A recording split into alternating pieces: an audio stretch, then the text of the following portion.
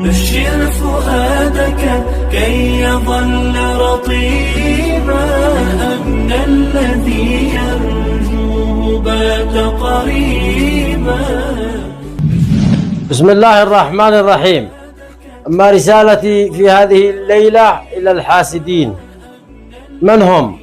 هم أولئك الذين يتكلمون في أعراض الناس، لا هم لهم إلا كم جمع فلان من المال، وكم لديه من السيارات، وكم لديه من الزوجات، وكم لديه من الديانات ومن هذا القبيل. اتقوا الله في إخوانكم.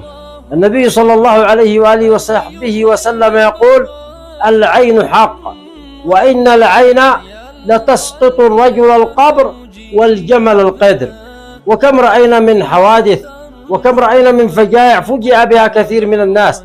السبب في ذلك قد يكون بعد قضاء الله وقدره العين. العين عندما تحسد إنسان ماذا تكون النتيجة؟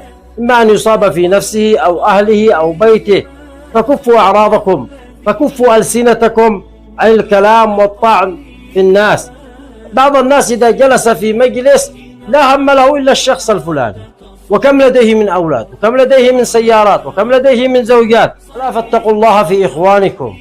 كفوا ألسنتكم عن مؤاذاة غيركم، الزموا حدكم، خافوا الله، راقبوا الله، اخشوا الله.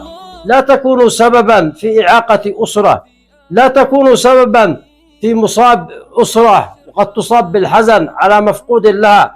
فالله الله في هذه النصيحة، وخاصة لأولئك الذين يظلون يطعنون في الناس. بشر فؤادك كي يظل رطيبا، أن الذي يرجوه بات قريبا.